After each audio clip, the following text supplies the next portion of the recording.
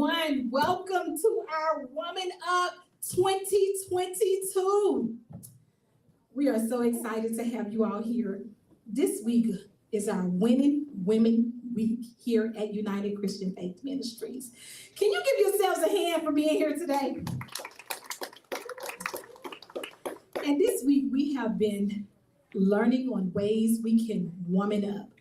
This week we're going to woman up in our homes, woman up on the jobs, woman up in the marketplace, woman up in the schools, woman up in our neighborhoods. We are going to woman up 2022. On behalf of our pastor and first lady, I would like to welcome all of you here, all of our visitors that are here. If you are a visitor, can you please raise your hand? All right, amen. We have some visitors in the room. Welcome to United Christian Faith Ministry. I'm Christy Perry, Director of United Excel Social Justice Institute. And here we have a social justice ministry that is dedicated to advocating for the community. I am so excited that we have a church that takes places special emphasis on making sure that our community is educated and knowledgeable on things that is happening around them. And so tonight, as director, I would love for you to take a moment to listen to our panel and maybe consider joining us or joining our team as we advocate for social justice throughout the state of Louisiana, particularly the city of Baton Rouge. And we do this through our community through research, education, negotiation, confrontation, and resolution. If you are interested in getting more information on United Excel, you can simply take out your phones and text UXL to 225-250-1970, UXL to 225-250-1970. Today we have a wonderful panel here. We all watch the news, and many times we look at the community and we say, what is going on? So we decided during our Winning Women's Week that we would have a discussion with our young people and a discussion with our parents to talk about some of the things that are going on in the community as it relates to drugs, as it relates to crime in the area, and particularly as it relates to violence. We brought in a lot of people who work in the community. We have a wonderful guest panelists that are going to come before us tonight and join us and share with the information. We're going to have a conversation. We welcome any questions online as well as questions here for our panelists on tonight. So without further ado, we're going to go ahead and go directly into our conversation. The first person I would like to bring up who's going to introduce our guest panelists is none other than Miss Joanne Porter. Give her a hand as she comes. Joanne Porter is a member of our Social Justice Institute, and I am excited to have Joanne here. Joanne also was responsible for organizing tonight's event. Thank you so much, Ms. Porter, Sister Porter. And so without further ado, I'm going to give her the microphone and she would do an introduction of our guest panelists. Thank you, Dr. Perry. And thank you for this opportunity to moderate this tonight, even though, if y'all know Christy, it's not really a question, okay, you do it, she just don't tell you to do it, but we love her so much anyway, so we just follow and take those instructions. So tonight, we just thank you guys for coming out. Thank you all for coming to hear this discussion tonight. We feel that this is a very important topic. Discussing youth, of course, is always important. Violence and drugs that are happening within our community. We know that we listen to the news all the time, and we are certainly, unfortunately, bothered and concerned by what's going on, but we certainly want to make sure that we are available to give information, to give details, and to give something that you all as parents and of course as community workers and leaders and just people who live in our community, some information on how you can take back and be beneficial and benefit our community. So what we're going to do today, we have contacted these individuals to come and give their personal and professional opinions about what they have seen, some trends and different things of that nature. Of course, we have some dedicated questions for them individually and collectively, but we also will give you guys an opportunity to ask some questions too. Some of the things that you all have been seeing or hearing, and something that you may have just been, wanting to get some answers to. So we're gonna give you all an opportunity to do that as well. We're gonna, drill them a little bit first, and then we'll move into giving the audience an opportunity to speak. So what we're gonna do now is introduce each one of these great individuals first, and then when I call your name, then you'll come and sit at any seat, correct? No dedicated seat, they'll sit anywhere, right? Okay, all right, so first we wanna bring up Miss Terrellyn Matthews. Terrellyn is also a member of the church. We attend the same church as Shiloh. She is a mother who lost her son to gun violence, and she, as a result of that, she founded an organization, MOMs, which is Mothers of Murdered Sons. And this is basically an organization where women empower each other, basically, and just kind of give strength and encouragement to each other through conversation about dealing with their loss. So she has, of course, a very, very personal testimony and a personal, conversation that she can share with us tonight on what she's seen and what she's dealing with and continues to deal with as a result of the foundation that she started and as well as losing her son. So let's give Terrellyn a hand. Thank her for coming. Next, we have Mr. Darius Crockett. He is a high-risk interventionist, if I'm saying that correctly, with the Baton Rouge Community Street Team. Darius was raised here in Baton Rouge, in South Baton Rouge, and he lived in Gaudier for a little while. And after going through some struggles of his own, he found his passion by working in the community. And as a result, he joined this team, and he's been doing a lot of great works. He has a lot of personal, of course, information that he can give from his own experiences, as well as just from what he's been doing in his professional role. So let's give Darius a hand as well. Next, next we'll have Miss Shauna, is it Shana? Shauna Johnson. Ms. Johnson is employed by the East Baton Rouge Parish School System, where she serves as supervisor of child welfare and attendance. She is also an ordained minister, and she serves in various capacities at her church as a member of the Greater St. Mary's Baptist Church of Plaquemine. So she has two different, very important experiences and that she can give to us on the spiritual side as well as in education. So let's give her a hand. And we also have Mr. Shane Evans, and Mr. Shane Evans works for the coroner's office. I didn't get a whole lot of details, but we see he didn't give us the email back, but you can see that he is going to be able to give us everything that we need to know. We got about 15, 20 questions just for you, all right? So just come on in and just be ready for it. Let's give him a hand as well. Now, we also have Detective Watts, who texted me and said she was gonna be a little late. So I'm gonna go ahead and introduce her, and when she comes in, we'll just let her tip in and sit in her seat.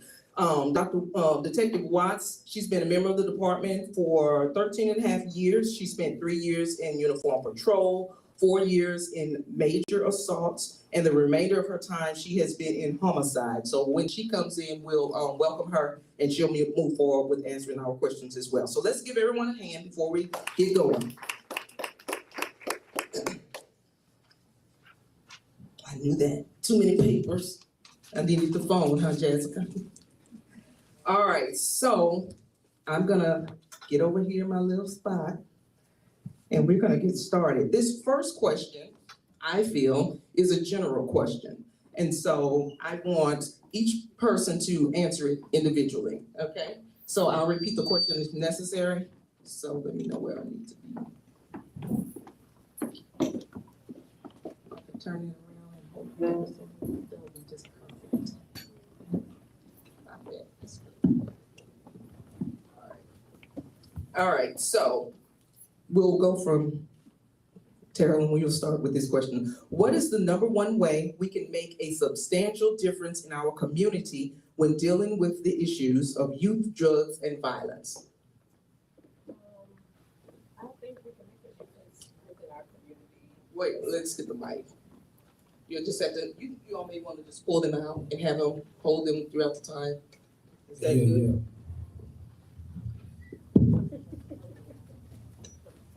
think we could be able to, build safe places and resources in our neighborhoods. Okay. In the communities, help them to interact with, like other people. Find things that they're interested in, to kind of keep them focused and out of trying to like be in the street. Okay, all right, good. Parents? For me, depending on which drugs you label as drugs. A lot of our kids smoking weed, and a lot of their parents smoke weed. So a lot of that stuff there becoming acceptable. So society got to learn how to accept what's new. Heavy drugs, we need to educate them on the effects of it, because we lost generations of people behind drug usage. So once you bring the history with it, they get a better understanding. Good. So. So educate them on the history, and then that will help them a little bit. All right, good. What do you think, Ms. Johnson? Ms. Johnson, I almost want to repeat that question. Okay, that's no I problem. want to make sure I answer it correctly. Absolutely. What is the number one way we can make a substantial difference in our community when dealing with the issues, which is youth, drugs, and violence? That's massive. I don't know if it's one answer to that, a solution to it. So I will take my standpoint from the spiritual side first. When God began his creation, he created the family before he created the church.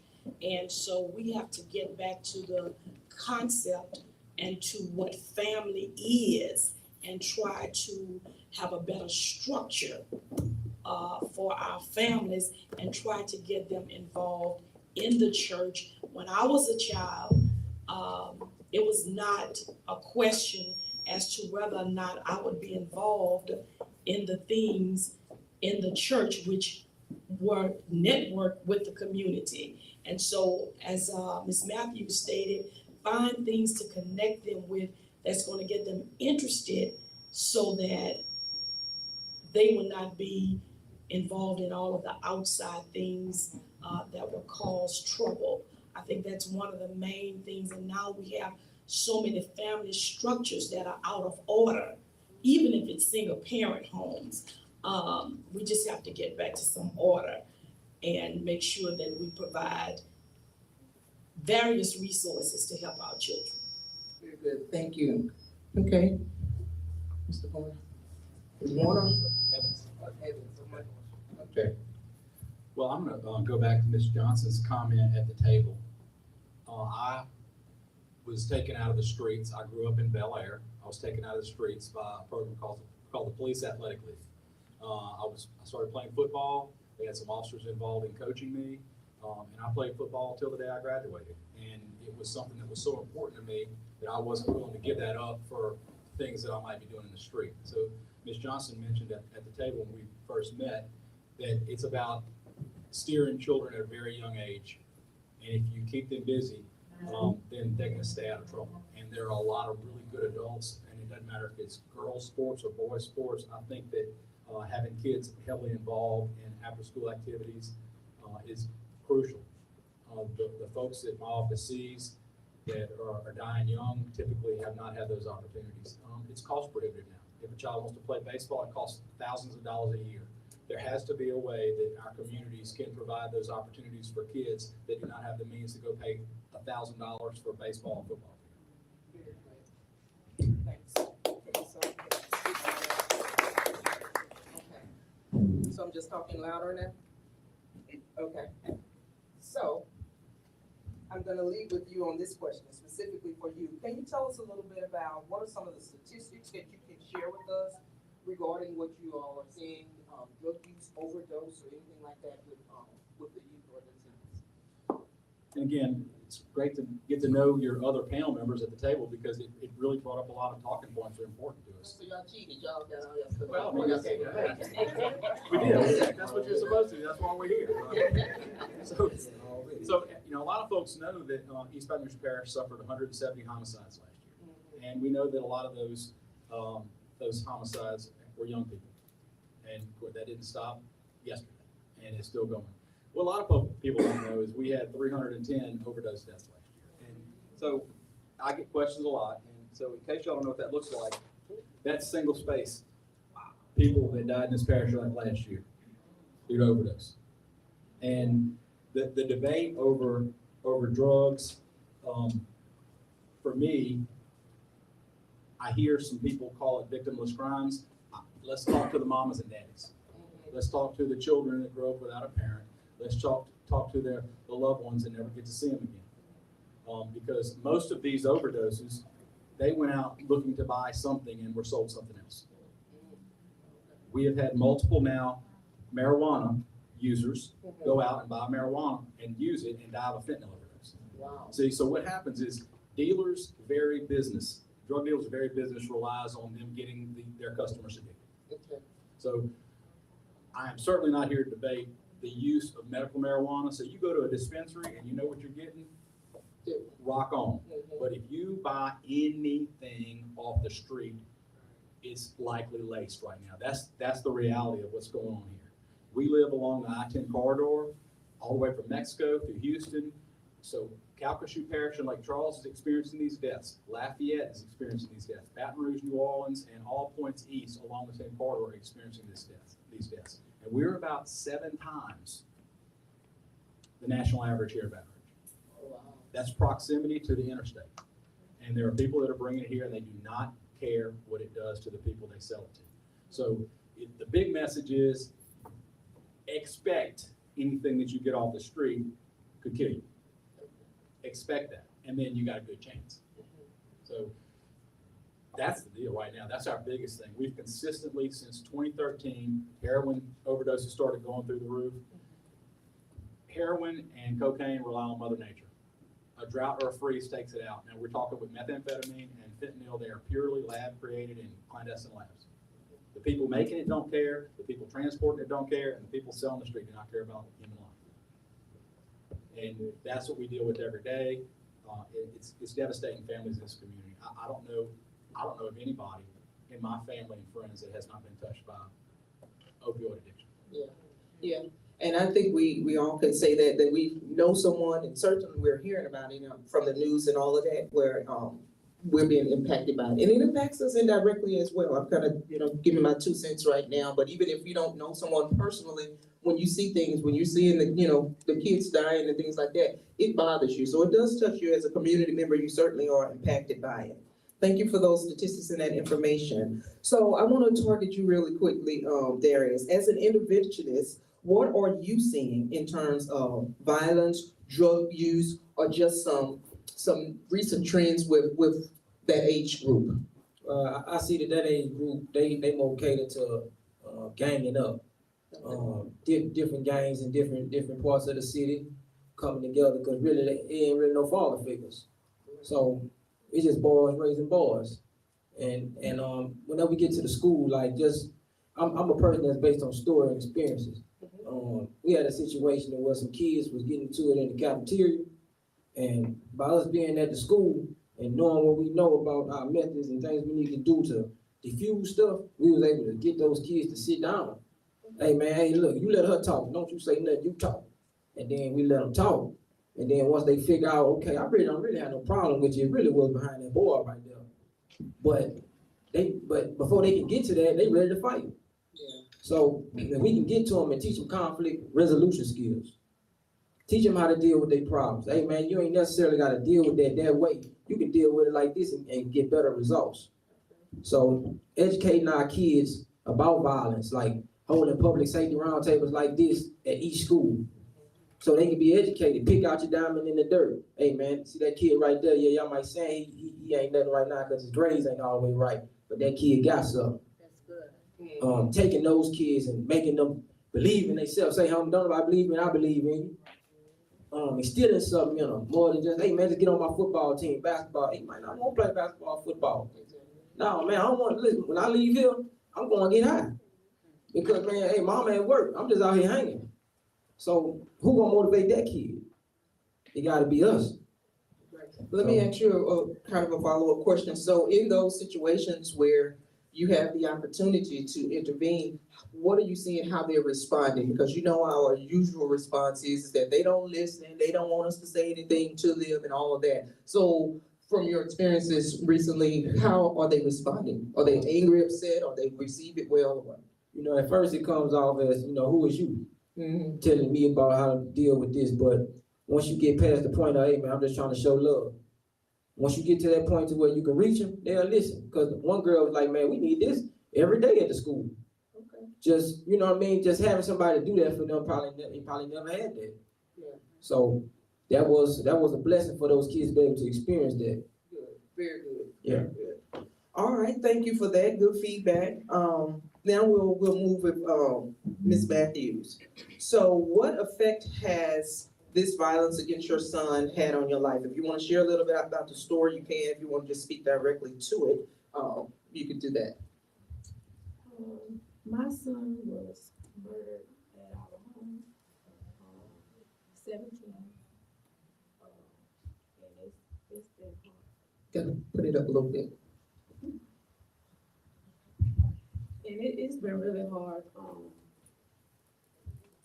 The murder, it hasn't been solved. People don't speak up or they don't talk. But I've had people to tell me, oh, I know this person killed your son. Well, why wouldn't you call and report that? You know, a lot of people don't speak up, they don't say anything. They can see you every day hurting and they won't talk.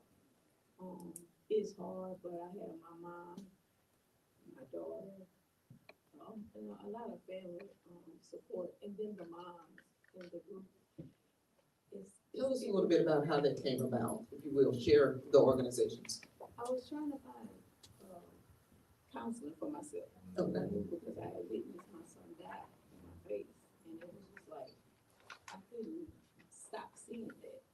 And so, I went to this grief counseling with my mom, and I just wasn't getting good vibes from that. And so I said, I'll just create my own. And I did. I went on Facebook and I just created it. And I started with just maybe a few moms, and I was like over 400 now. But they're in, all the ladies are in different states. And sometimes they just have questions and they really just hurting and want somebody to talk to. And they feel like their families get tired of hearing them go on about this murder. Like maybe they feel like they should just let it go, but it's not that easy. That's not something you could just wake up and feel, you know, I can't think about this emotional child. Right. You know, and Okay. I enjoy the group, but Oh, good.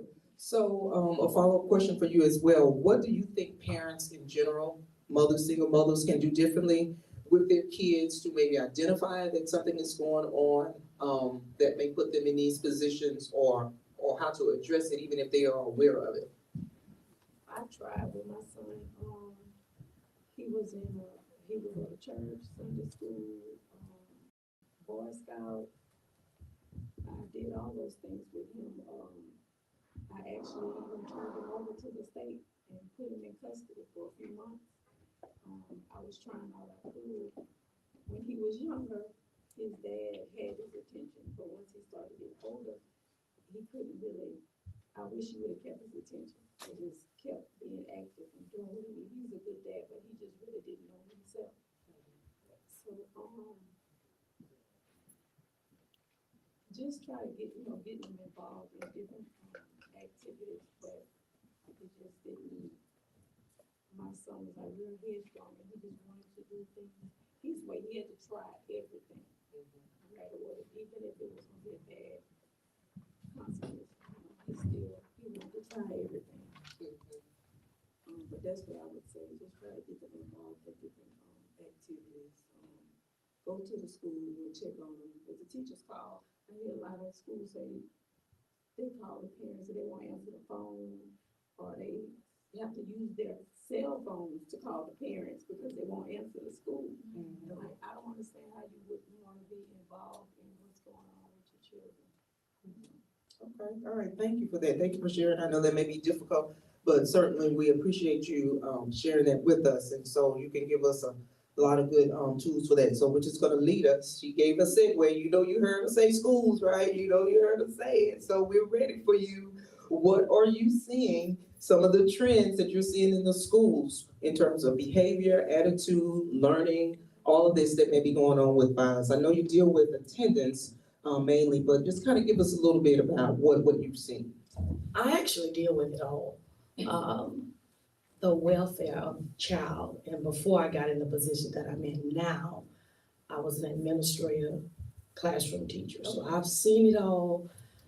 I even know Ms. Matthews, so I've conferenced with her son, so, and I just wanna say kudos to her, openly, before I respond to your question, to say that there are times, and they are rare, that you do everything that you can, and they still go astray.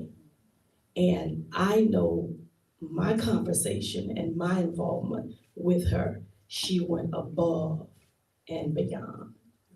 And so kudos to you. Let's give Tara a hand. Kudos to you. Not knowing I could see her here tonight. She's like, I know you. So then I sit there and like, okay, yeah, I'm gonna tell you, I remember the story, but nevertheless, in our school system, a lot of times people think the school is bad. I wanna say that, that's not true. I believe we have great schools because the students and the parents we serve make up the school. So if you say my school is bad, you're saying you are bad, okay? A lot of the violence, behavior that we deal with in the school, I would say 95% of that has nothing to do with school. It came from the community, from home to the school. And then we have to do our very best and use all of the resources we have to try to resolve it. One of the things that we shared at the table, and I wanna say that I wish we would have had more individual time to talk, because I think we would have been even better prepared to be a little more effective in what we're saying now, because you cannot resolve anything that we're dealing with without using every entity here. Absolutely agree. Okay? So with that being said, at this hour, we have to put so much attention in our elementary schools. When we see kids not coming to school, we have to be on it. Elementary, you would not believe the students in elementary school who are truant. That's what I was gonna say. You wouldn't- The baby's not coming to school. You wouldn't believe it.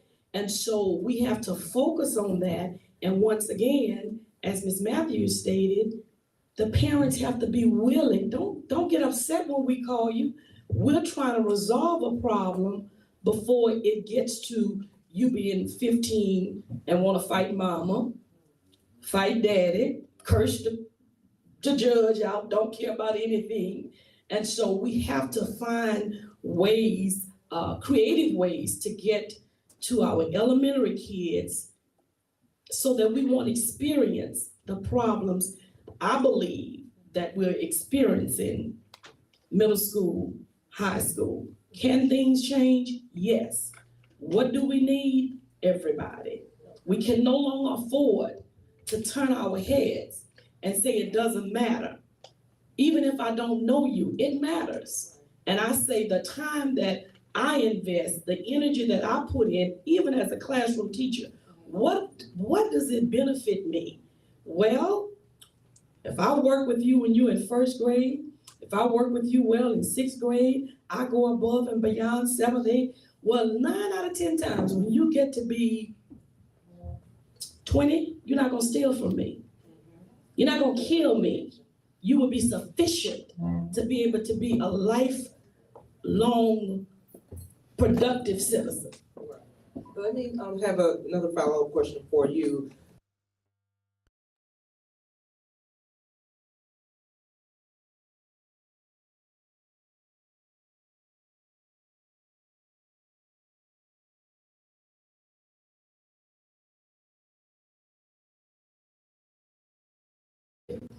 It's all connected. Let me say this. If you have a child that's good with their hands, I may not be able to write you a paragraph, but I'm good with my hands. Almost something he said, don't count me out. Find what works for me, because there's good in all of us. There are gifts in all of us. We have to be creative in finding ways to allow them to get it out. It can't be a one-way street, and this is the way you better get it. It doesn't work like that. Even as a parent, you may have 2, 3, 4 children. You can't expect all of them to function the same. Because guess what? God created us differently on purpose. I'm a good teacher. I used to tell my kids, I'll stand on your head and teach you some good English. But guess what? You don't want me to be your teacher all day. In order to be effective, you need variety. You need different things and different ways, because we don't all think the same. And we were never created to do that. And so we have to learn how to be respectful, appreciate, and embrace individual differences. I see you want to say something there. Yeah. Great, that's good information. And just to touch back on what she's saying, it's really about being relatable. Just dealing with kids, I might wear a pair of tennis shoes that they might like. So right there, we got a relatability. That's right. So me and you can have a conversation, and then I can get into some deeper dialogue with you to figure out what you're really trying to do. Transparency. Like say if you tell me, man, I don't really want to play basketball and football. They keep pushing that on me, man. I really want to do something else. Well, hey, man, they got this truck school over here at the graduate. You can go there. Right. If 4 years ain't your thing, man, you can go over here and do this. But it got to be relayed to them in a way like they hear it on the rap music video. We got rap music raising kids. That's very true. If you leave your kid at the house and they watching TV, those who control images control minds. Okay. So you lead me to this other question. What role does social media play in the violence and all this that we're seeing? What do y'all think about that? A whole lot. Yes. Let me just say this. Okay. Social media. I purchased a book last week, and it's titled "Don't Let the Pretty Pictures Fool You." Terrell Griffin and his wife Laura Griffin wrote that book about relationships and marriage. Social media presents false information that we purchase as standards. And the other thing I wanted to say, when I was talking about individual differences and he talked about the tennis shoes, I want to talk about the church. If I come to the church, I don't look like you, I don't act like you, I don't smell like you, that doesn't mean there's something wrong with me. And so we have to learn and be intentional to embrace and to respect differences and individuality. Okay, that's good. That's very good. We see Detective Watson came in the house. We already gave you an introduction. They know who you are. So, and look, and we're gonna get you going real quick because we want to get this audience in on this. They have been giving us some really good information. They've all had an opportunity to answer a few questions. So now it's your turn. So, what are some of the common misconceptions that people, the community, have about drugs and violence? Drugs, especially, the misnomer in our community, misconceptions, is that our children aren't involved in these drugs. We are now experiencing more and more overdoses within our community amongst our young Black men, especially, and our young Black women, as well as teenagers. Teenagers now are younger and younger, being introduced to drugs through marijuana. Matter of fact, the reason why I'm late is because I was just booking a juvenile regarding a homicide that we just had here.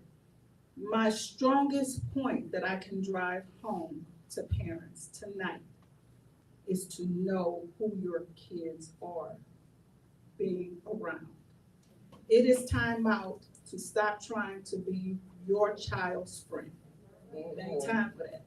We weren't put on this earth to be our children's friend. I'm sorry. Somewhere in our community, we've gone from strict parenting to wanting to be more of our children's friends. My sons will tell you even to this day, when it comes time, and they're 29 and 30, when it comes down to it, my foot is on their neck at 29 and 30. At 14 and 15, I didn't play with them. I'm not your playmate, I'm your mom. And they have grown up to the point now to where they appreciate that tough parent that you put down. They don't like it, they don't want to be involved in it because they feel like you're being a part of their business. But the way it is going now, what we're dealing with now in our communities, because I'm in homicide, I stand over people who look like me and you every day. Become more involved. Know your children's names. The friends that they're hanging with, know their names. Because this Bang and Boosie and Lil Wop and all of that, and you go to ask them their friend's name and they can't tell you their friend's name, and the parents don't know who their children are with, that's a problem. We just asked a question, maybe you were walking in when we were talking about the role that social media plays in violence, and they gave some great feedback to that. So I think the consensus was that, yes, it plays a huge role. So this is a general question. We'll start with you, Detective. Do you think that that can be controlled in any way? Yes, it can be controlled. You're the parent. Okay. Take that phone. They're not paying the bill. So what they gonna do? They gonna braze up to you? Hey, I'm from the old school. Put them down where you stand up, where you gonna lay down at. All right. So social media is having an impact on crime, on our children and what they're doing. But when you bring a 2-year-old, a 3-year-old, a 5-year-old, a 6-year-old to a crime scene, guess what you're doing? You're desensitizing that child to what's going on. So when that child grows up desensitized to that, and they're constantly being involved in social media and some of these games on these video games and this rap music that's promoting a lot of what we're seeing, they don't know how to differentiate between them. So all of that is like a pot of gumbo that spills over to the violence. All right, well, we want our audience to have an opportunity to ask some questions, and as they gather their questions together, I have one general question. Whoever wants to answer can, and if we want to do it individually, that's fine. So what are the most critical changes that we as a community must make in order to improve our future with this? The future of these kids, the future of the community as a whole. You ready for it? I am. All right. First of all, we've been talking to parents about kids. I want to talk to kids for a minute. It's difficult. One of the most difficult things you can do to sit up here is to speak to people who are in a better position than you are, right? So everybody in this room that's a student or a young person, you're automatically in a much better position than any of us because you have something that we can't buy, and that's time. So the people up here, your parents, people in the community, what we're fighting for is your time. We're fighting for your time to be able to live a full life. So understand when mom or dad or grandmother, grandparents, whoever is the influence in your life, you say, God, this rule. I've got 4 sons. I mean, this fist fights, right, about curfews in my house. And they were simple. Whatever grade you were in was what time you had to be in. It was easy to keep track of, right? But every day it was, I'm trying to keep you out the street past midnight when the drunks are out. Because it's the police and the drunks out at 2 o'clock in the morning. So understand, please, young ladies and young men, that your families are fighting for your life. You live in one of the most dangerous places in the United States. And if you feel like they own you, it's just because they want to know where you are and that you're safe. So how you get past that is you be transparent. Ms. Johnson mentioned it earlier. If you be transparent and your parents know where you are, then all of a sudden you're going to feel that pressure come up. Say, I'm going to my friend Joe's house, and if you're there, then all that you earn the freedom through the responsibility you show. So that's the thing. Detective Watts said, moms, dads, that stay on their business. I'm asking the kids, I'm asking the young people here, accept what they're doing as love. Yeah, and I would say, back to the social media question, not to jump it, but I think, as the people, we gotta break down these characters. If we paying attention, we saying that rappers is the ones influencing the beef. We gotta teach the kids, hey man, that guy said his name, Lil whatever. What's his real name? Okay, that's who the person need to be paying attention to. And then when you find out who that person is, you find out, man, I don't need to be following him. Then that's when you learn, I need to follow my granddad. I need to follow my dad. I need to follow some man around me, not this rapper right here. Because the rapper, all he talking about is killing. And we know that that's all propagated through entertainment. Entertainment ran by Jewish people. So what we doing, letting them control what's coming out of our mouth. And they putting it out and telling us what we can't talk about. So we got to change the mindset all the way even down to that. Because we not putting out nothing positive, no positive energy in the music field. Everything is about killing. Everything is about disrespecting black women. So my opinion on social media, it can be a great thing because a lot of millionaires that came from social media. Right. There's people that had a little business that they put it on social media and they elevated it.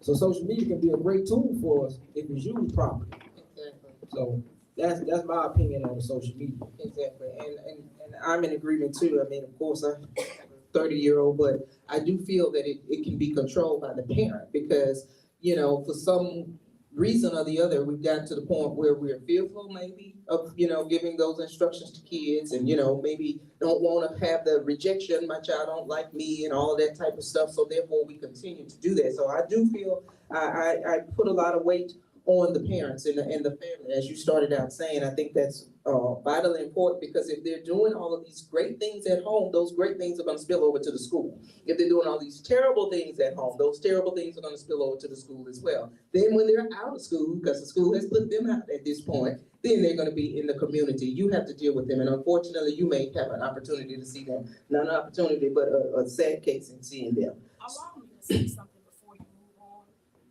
I'm loud. Mr. Evans said that he wanted to say something to the children. A lot of times we need to hear what they have to say to us. We need to listen to them. Stay in your lane, but we need to listen to them. In addition to that, my advice to the children tonight would be, maybe it's just a space event, would be to be respectful. Be respectful. You may not like what I tell you. You may not like what your mama tell you, your grandmother tell you, but be respectful. It's almost as if you were going to the doctor to get a shot. It's gonna hurt, but it's to make you better. Don't be disrespectful to your teachers. Listen to what they say. Do what they say. I tell students all the time, children do not correct adults. Adults correct adults. And parents, you cannot curse those teachers out in front of your children. You cannot talk bad about the teachers in front of your children. Every situation and every story, there are three sides. Your side, my side, and the truth. And I want to be as close as I possibly can to the truth. I know Junebug your baby, but if you want Junebug to be successful, you better come with the right attitude. We can make change, but we have to get involved and we have to do it. We have to work together. Very good. Thank you guys for that. Let's give them a hand and we're going to move into these audience comments that we have here. Did you have anything to contribute? I felt you with something over there before we move on. We've talked to the parents, and some of us on the panel have talked to the children.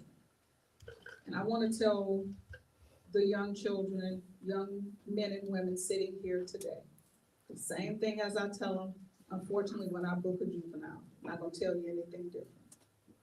Stop trying to fit in. God did not create you to fit in. He created you to stand out because each one of you has a unique gift, a unique talent. And just like God knows the plans he has for your life, the enemy knows those plans too. So what he tries to do is he tries to take you off the track for greatness by planting certain people in your life that's going to deter you and get you off track from where he has designed you to be. There is so much more to this world than Baton Rouge, Louisiana. You talking to a mother who had a son that hung with the white kids because he was gifted and talented. And I have a thug son. So I know my sons. So I've experienced it on both sides. So I'm not going to tell you anything that I've never told them. My sons both got into trouble on two different sides of the law. But I'm here to tell you they went to the Marine Corps and they're doing extremely well. One of them is doing 6 figures well. The other one, his wife is going to school to be a doctor. She's from New Orleans and was moved and uprooted by Hurricane Katrina. It's not where you come from. It's your mindset. You control where you will go in this life. It's in the palm of your hands. And once you realize what you're holding on to in the palm of your hands, if you could only see what I see sitting in this audience, doctors, lawyers, entrepreneurs, millionaires, billionaires. But the difference between a person that's successful and the person isn't is the person that is successful, that is that millionaire, that's lifting up his community, is his drive. His drive to be better than my circumstances. So I'm gonna leave you with that. Don't let your circumstances dictate your future. You, right in the palm of your hand, hold it. All right, thank you very much for that. We have a few questions. This may be more of a statement, but it says that I am in Terra Lunch Group. It is such a great support group for mothers. And also get in your kids' business, go through their phones in their bedrooms, kind of what you guys are already saying, and start young, as you said earlier, Ms. Johnson, with laying those rules down. So thank you for that comment. All right, the next question is, and anyone could answer, how do you identify a child's talent outside of school? We've been hearing you all say, look at the, not necessarily their, work or schoolwork, but their gifts and talents. So how do you identify a child's talent outside of school? Who want to take that one? I'll hit it very briefly. Okay. Moms and dads, invite them to come and help you do whatever it is you're doing, right? I've got 2 of my sons that if I'm out working on their cars, they're out there trying to learn how to do it. The other 2 couldn't care, right? They're interested in what they can do, learn about computers and things like that. One of them is actually a fireman, but he is very interested in making music. He's got a lot of money on his home studio. I was FaceTime the other night and he had people over there renting studio space for him in his house because he took the time and effort to understand how to do that. He was not ever interested in mechanics on a car. So it's the young people have got to be exposed to those trades. So I know that the police department, the fire department, paramedics, and they come through our place too. There are days where they visit us and they explore what public service looks like. So there's internship programs in almost every field there is now. So people need good employees and they invite some people to come experience that so they can make those decisions. Okay, great. So that's basically kind of bring your child to work with you, or even in a hobby, even if you're doing something that could be beneficial, productive, and something that they can eventually have some type of career in. You want to move on with this next question? How can we decrease the number of young people vaping and smoking marijuana? How can we decrease the number of young people vaping and smoking marijuana? Oh, no, don't be quiet now. It depends on who you ask. Okay. You got people that's marijuana advocates and you got people that's not. That's true. So it's a biased question based on your opinion or what you feel about it. If you're a marijuana advocate, then you advocate for it. You advocate it because you see the prison population can be decreased if we was to get this here out of the way, because it's something that's being used. Kids not smoking cigarettes, they vaping now. So we took a step away from cigarettes, now they vaping. I don't really know the effects of what vape do to you, but we all know the effects of what cigarettes do to you. So it's all about weighing your pros and cons. We know cigarettes kill you, we know liquor kill you. But like he said, he educated me that the weed is being laced with fentanyl. So, we gotta educate our kids on what they look like. Yeah, because some of them probably don't know, they're just thinking that they're smoking regular marijuana, and of course it's too late. A response to that. True enough, you're saying, there are pros and cons on each side. But as I just was speaking to a young juvenile, they playing chess while we playing checkers.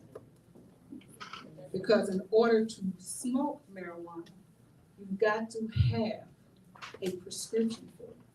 So although they may make it legal, and I need the young ones to hear this, they may make it legal, but that job, it ain't legal. So because they're making it legal, this is the chess that's being played while you playing checkers and smoking it. Because they're not just doing urine samples anymore, they're pulling hair follicles. You're limiting yourself to those low-paying jobs, cooks, janitors, whatever else have. Because you so consumed with wanting to get high, and because there are pros with it, but you don't have no prescription for it. What doctor gonna come into an operating room high? Because if you come in the operating room and you get ready to cut on me on my level, you can't touch me. So you gotta think about playing chess and not playing checkers, because you're gonna get checked every time. This is a really good question here. How to help your close friends who may truly be struggling with choosing who and how they act around certain people. You have to communicate, you have to talk.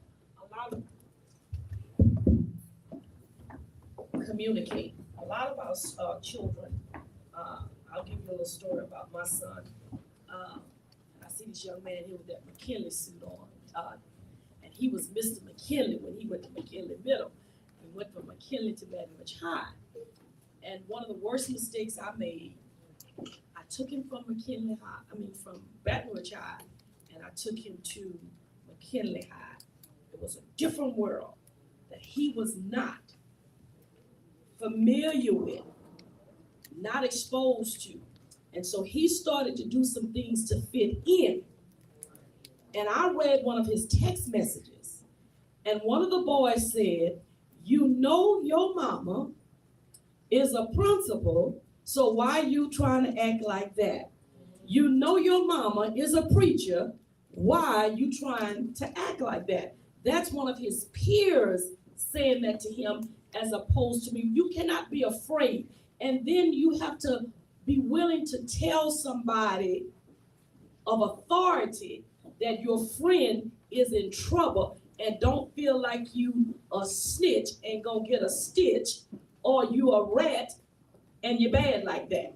You have to make sure that you are willing to talk to, and parents, we have to be transparent with our children and talk to them where they are not afraid to talk to us, so that if we do not have the resource that they need to help them, we can find the resource that the individual needs to help them. We've got to have an open line of communication where children are not afraid to talk to teachers. They're not afraid to talk to pastors. They're not afraid to talk to the youth leaders we've got to have those available resources. And then I believe when we talk about interventions and small settings, Ms. Watson needs to be in places where we can have our children, because you're gonna capture their attention in a small setting. My friend, I'm not so, because I don't want my friend to know I'm talking to Mr. Evans. I don't want him to know I'm talking to Miss Watson. I don't want them to know I'm talking about the pastor. I'm talking to the pastor. We gotta get those little small communities and get them and capture their attention and let them feel that we are passionate about them being successful. And we're willing to go above and beyond to help them along the way. Help your friend, a real friend will redirect you instead of joining you. I'm glad that question came up, because then we actually wrote that down as a side question I did earlier. How do you feel peer pressure can play a role in this? And obviously, that's the case, someone that wrote this question. So those peers, they play a more vital role than we realize, for the good side and the bad side. So we're going to be trying to wrap this up shortly. So we do have some gift cards for our youth that are here tonight. And we have some questions that we want to direct to them. I do have one final question that I'll cycle back to you guys with, but I want to get this in. So if you answer this question, then we have some gift cards we want to give out to our youth as well. So here we are. What are some things you see happening in your schools regarding violence or crime or crime? This is for our youth now, no adults. What are some things that you are seeing in your school regarding violence and crime, even drugs or just behavior, fights, whatever? Oh, come on, baby. We got a mic for them, or you want me to walk back? Yeah. Some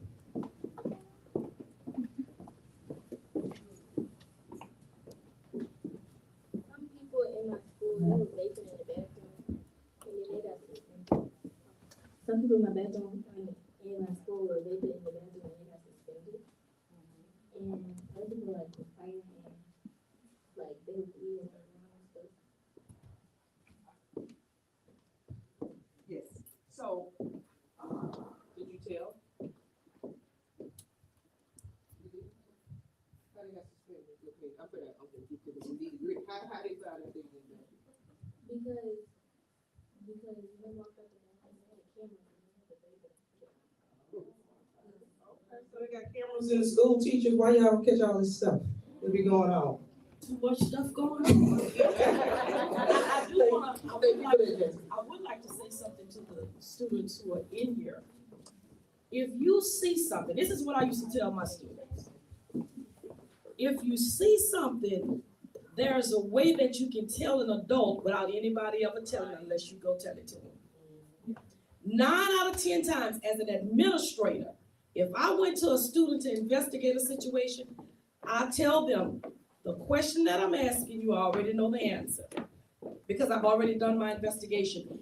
If you see me in the restroom and I'm smoking and you're not doing it and you really want to make your school better, you can write a note, you can slip it to the administrator, don't put your name on it, they'll go investigate it, and it'll be taken care of. You would not believe the clean slate that I ran at an alternative school by using that method. I've always worked in an inner city school as an administrator and as a school teacher. And you can check the record, top notch. It's about the way you handle things, and this type of information and relationship has to be established early on. Yeah. I would conference with the students. Look, if you know something, you have a problem, slip me a note. Nobody has to know you told me unless you go tell them that you told me. Otherwise, they'll never know. So don't be afraid. Find that individual at the school who you can trust. Give them the information. Once again, the school is not bad. It's what's brought to the school. It's who's there. All right. Well, thank you for that. That's a good tip. Y'all hear that, kids? Write that down. Pass it on. I have a comment. I love your approach. I'm a parent. I'm a re-up parent. I have 2 adults and now I have an elementary school student. And I love the way that you say how you did it, but you don't exist anymore in our schools. We've lost you. we've lost that moral compass in our schools at this point. And now the teachers don't have the control to say, you respect me, because Mama and Big Mama, Darius and I connected 2 Fridays ago because we talked. And I'm glad he's in the classroom. They don't exist. They don't answer the phone like they said. Nobody's answering. None of that. I'm one of the parents that go up there and I ask. The administrators in the school now are afraid to contact school board and complain, because at this point, zero tolerance is non-existent in the schools. This is the time that the children, at this point, it is vital that they develop this ability, develop empathy, develop consequences, and there are none. Because when they do things in school, and that happened to my daughter, and I had to be wise about how I did it and didn't press charges. A little girl her age wrote "kill" on the back of her jacket twice in red. The administrator was more upset at the fact and asked the little girl, how y'all gonna replace this North Face jacket? Then they were concerned as to why would you write "kill" on your classmate jacket. That jacket didn't faze me one bit. They did not suspend her.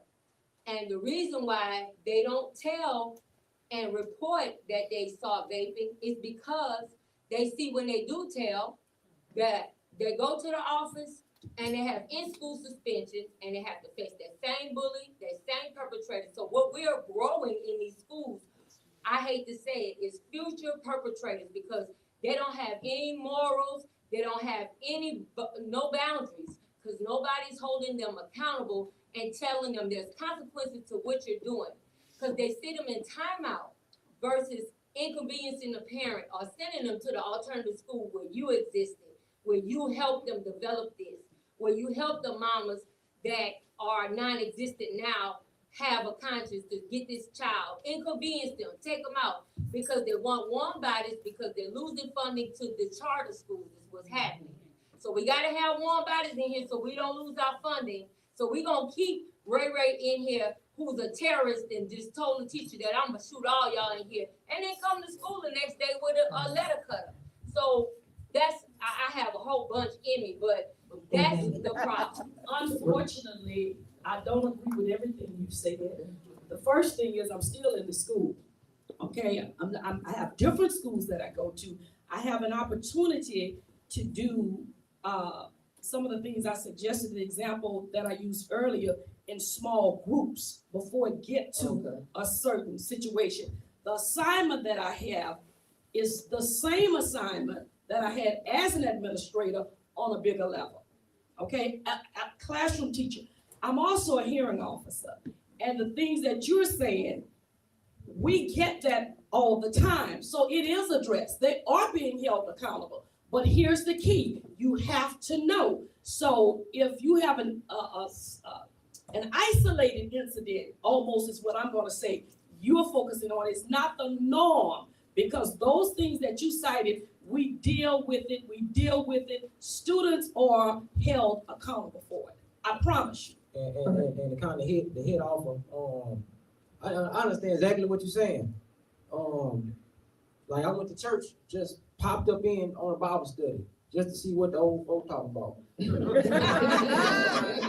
So I went in, and you know, they have a dialogue about the Bible and stuff like that. So I said, hey man, we need some help in the community, some outreach going on in the church. He like, brother, where you been? I said, man, I've been in the wilderness. That's biblical, right? If one sheep go away, you supposed to be 99 supposed to go get them, right? So we spend a lot of time inside of these walls, not hitting the street. How many churches we got saying, hey man, at the church, man, 1 o'clock, we're gonna suit up and go hit the street and go find out what youth we need to engage with. What church is doing youth engagement that I know? I'm not saying no church is doing it, but the ones that I know, I ain't seen it done. So I understand what she's saying, because not saying that your message not getting across, but new faces need to start surfacing. Right. And need to be, you know, a younger person peer to peer reaching them, because we get information fast now. If I want to know something, I could go on Google. That's what I need to go to the library for when Google got the answer. So y'all grew up in times when things was a little bit slower. So, no, I'm not saying that they slow, but I'm saying things are faster now. Right, well, absolutely right, I agree with all of you on that, but for specifically, we need to start using different techniques, okay? We can still be in the church, we can still be in the schools, because we're gonna still have those things, but we need to just try different approaches to reach them. You all have introduced us to some of different approaches here today that you all have talked about, so I think that's what we need to focus on. Obviously, we want people to be spiritually, well. We want people to be emotionally well and physically well, all of those things, but we just have to try some different approaches because we're in a different time, like all the time when I go home to my mom or whatever, even with me, and I'm not a teen and she like, there y'all go on them things, when you're on the phone, so they don't understand it. So, you have to explain it to her. And I remember when I saw something, let me show you this picture on Facebook where I was the other day. Then, she's being introduced to it. My mom's in her 90s. She could care less about any of those things. But because I'm showing it to her, then she's going that way. And Christy's over here clearing her throat when I talk. But when everybody else was talking, and she was quiet. So she wanted me to go on and ask this question so she can get out this gift card. Okay. So parents are here tonight, and they want to know what are some things they can do for you to open up to their, it says to their parents, but, okay, what can you do to open up to the parents? This is for the youth. So tell us what your mom and dads can do to get you all talking. Here we go. Something that my parents have done over the past, I think, 3 months-ish, that's caused me to open up about stuff. They'll normally, when we eat dinner, we always eat together, but like they make sure that we eat together, we pray together every night, or at least every night. And yeah, so basically just like have that time, and like even for the youth, honestly, it took me a minute to get over my fear about opening up to my parents, because I'm just like, they're not gonna understand me, and sometimes they don't understand me, but it's just like you have to be able to like make it to where they can understand you, because everybody's not gonna understand everything you're saying. So just like get to that common ground and get to that common place where you can open up and you feel, like they're, because like they want you to open up to them, because they don't want anything like freedom. They don't want anything to happen to you. So just like make sure you have that quality time and make sure that you're not afraid to talk. And this also goes to like parents too. Like, we know that y'all go through stuff. So like it also helps if you open up to us about what you're going through, because that gives us a way to know that, okay, you're going through kind of the same thing I'm going through. So you know what, let me talk about this so that we can help each other.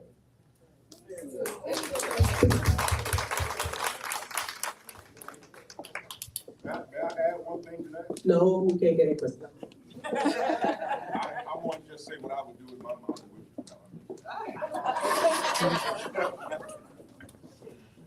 As a parent, one of the things I did with my children was I allowed them to ask me questions. And whatever question, I'll give you an example. My youngest son, I told him there was any question was not off limits. Any question you ask me and I would answer you. And the boy's first question to me was I a mistake? And I told him, you can ask me any question. And that's what he asked me. So I had to be honest and open with him to let him know this is why you were raised the way that you were raised. And if I had to do it again, I would do it again, knowing that I was going to have a relationship with you at 18, directly with you and not through your mother. He asked me a tough question, I gave him a real answer. And now we are able to dialogue because he knows his dad is going to be real with him and allow him to be real with me. I'm gonna add 2 cents as I walk up here to the podium to try to close. But back to what this young lady said, I remember when my daughter was younger in high school and, never wanted to listen to anything that I used to say or, encourage, suggest, whatever, you know how they do, they be rebelling and all that kind of stuff. So one of the things that I would always do, I'm that nosy person that want to know the friends. I'm going in there, opening the door. At one point, I took the whole knob off the door. It ain't even on there now. I never put it back on there. She's 30. And so, because I need a reminder for her to know that you gave me the blues at 15. But my point is that, even though those things were happening, and eventually, and I kept at it and constantly always kept that door open. Now at 30, she lives in Dallas, but she calls me now for things. And she'll ask me about this. On my way here, she's having an issue with work. So it's gonna be difficult. It's gonna be a challenge, to have those conversations with your kids, and they're not gonna wanna hear it, and you probably don't feel that you have the right words. But if you just keep at it, you're gonna do that. And, constantly trying to do all those right things, just as Terrell was saying, keeping her active. She was in dance and doing all those things, and always at the church and doing those things as well. So you gotta have a balance. You gotta have that balance. And we as parents, I was a single parent as well, although her father was in her life, but being in that household, just she and I, those times it was difficult because sometimes I didn't want to talk either. I had a whole lot going on. I'm like, Lord, I don't want to hear what Brittany has to say when she was talking. And so those times I had to actually not think of myself and really consider her. So, I think that's something that we need to go back to as well. We always talk about a village, but everybody has experienced something as a parent that you can share with some of these younger parents that are coming up on some tips on how they can help manage and get through their day. Because, we may walk around looking like everything is good, but we've had some struggles as well to raise our kids and went through some difficult times and not having money for lights and all of the struggles that other people speak of. Those are some things that we've gone through ourselves. So certainly I think that we need to back to this family and that extended family, which is your church family, your work family, and try to bond together and help those individuals, not just because it's not your child, but whoever those kids are that you see in the community, because we love to talk about what we're doing in the community, okay? But then we don't really get out in the community and doing the things. That's my pet peeve that I'm always talking about. Let's get out of these walls and get into the streets. But okay, I'm done. That's me. I can talk all day. Thank y'all. Give Joanne a hand. Thank you, Sister Carter, for leading such a great discussion. Thank you. Give our guest panelists. We have a little token of our appreciation for you all. So give our thank you from United Christian Faith Ministries and our Social Justice Institute. We ask that you keep your phones on so that we may call you. Do you all have your tickets? We're gonna do a couple we have 2 gift cards we would like to give away. So we're gonna do a little drawing for everyone. The first gift card for, $25 Visa gift card for you attending tonight. Number ending in 6400. 640. Woo!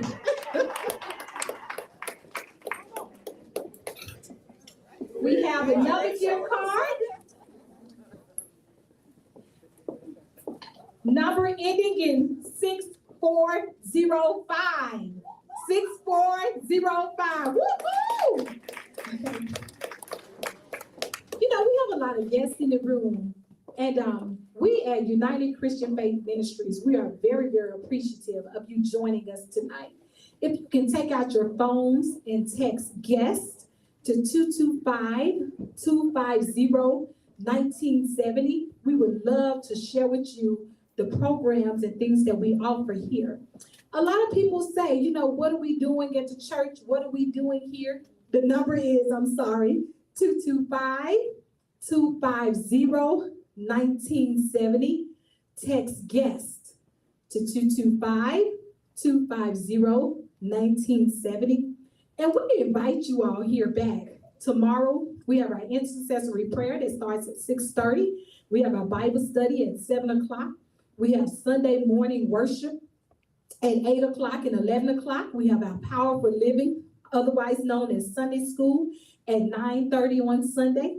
We also have a wonderful Ablaze Youth Ministry right here at United Christian Faith Ministry. We want you all to come back.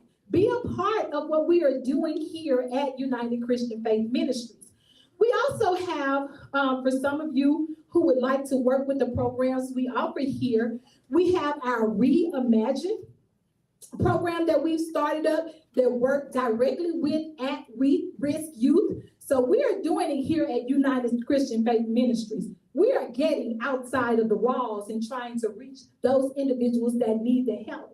If you would like to be a part of that program, we have Jessica Matthews, who is one of the directors of that program. Please get with her and she can get you all connected to our Reimagine program. And of course, you can always be a part of our team, United Excel. You can text UXL to 225-250-1970. UXL, that's our Social Justice Institute, to 225-250-1970 to receive more information about how you can become a part of our team. So I would just like to say thank you, thank you, thank you.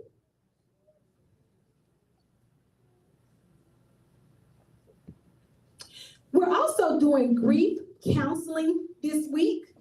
You all should know the number by now, but you can text grief to 225-250-1970.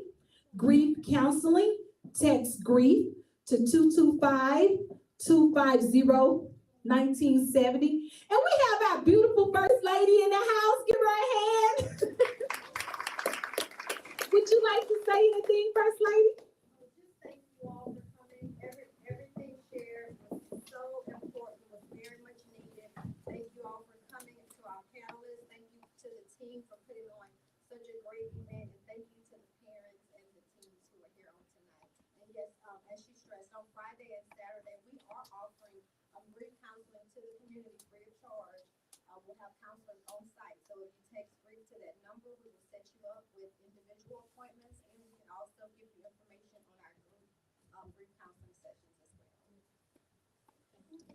And again, thank you all for joining us for our Winning Women Week. How many of you women are winning? Are you winning?